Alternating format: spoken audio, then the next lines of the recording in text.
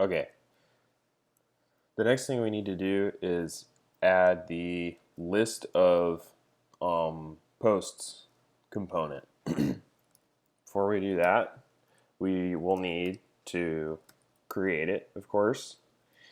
You can either just add a new file like that on your components folder, or you can use touch source components and list of posts.js. While I'm at it, maybe I'll do the same thing with post preview and post detail.js. Okay. By the way, if I wanted to, I guess while I'm at it, I'll just show you how I could have done all of that in one command. So I'm just going to get rid of this. All right. So now we're kind of back to where we started. I can do touch source components and then open some curly braces, see that, and do list of post preview, and post detail.js. And what it'll do is it sees that I want to have 3 separate instances of the touch command, which just creates files. That's all touch does. But they're all ending in JS, basically. This is just a little trick you can do with I guess this is a regular expression to just quickly do stuff like that. So that's pretty cool. Anyway, so now what we need to do, work on list of posts.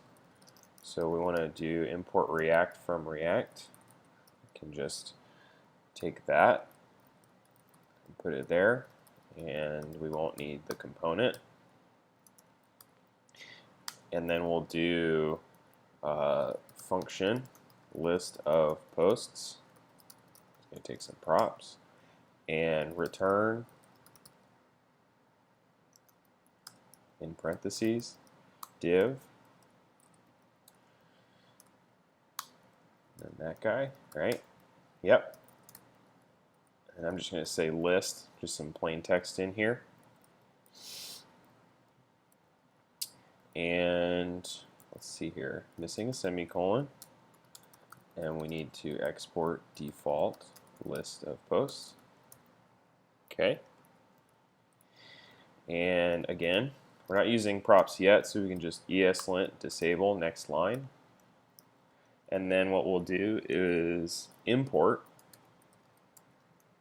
I'm actually going to put this down here. Import list of posts from / list of posts.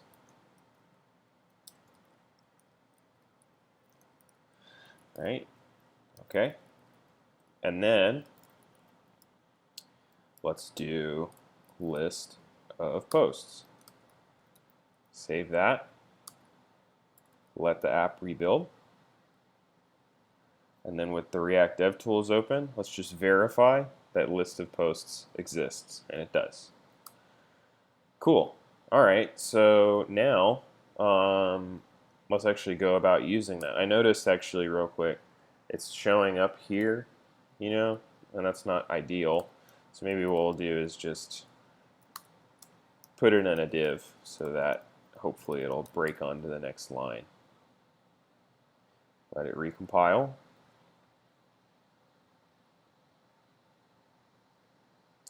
And let's see.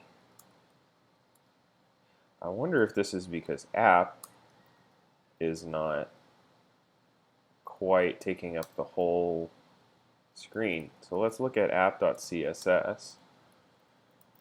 Height 100%. So app here. Let's see. So ID root, app root. Well, that's interesting. So yeah, root. Okay. So the root element isn't taking up the whole page.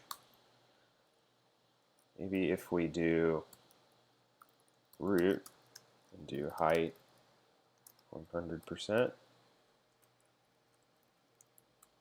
will that do the trick? Okay, so root and then app. Okay, so that's a little better, right? And then what about app header? Okay. And then div. Okay. Just fiddle with the CSS a little bit here. What if we do width 100% for this guy? Okay, so that kind of did something. And then we'll want to do list of posts, class name equals list of posts. Okay. So obviously, yeah, I add this class name, but I haven't made the CSS for this element yet. So let's do that now. It's actually, we're just going to reuse this command and just add CSS. See that? So now let's do list of posts.css and do list of posts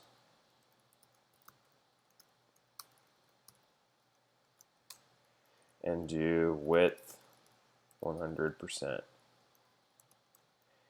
And let's see, in app.css we have display flex. Let's make sure that list of posts is also display flex.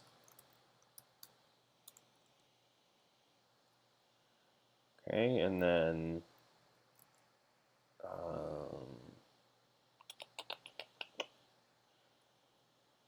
yeah, well, I'll mess with this more off screen and get it working, as should you. By the way, before I take a break real quick, if you're wondering about why there's all these CSS files for all of these components, I kind of wrote about it a little bit in the README, but the idea is that you like good CSS both inside and outside of React shouldn't really reuse classes that aren't like list of posts. If a list of posts shouldn't use classes from app just because it quickly degenerates into like messy, kind of like confusing CSS, and this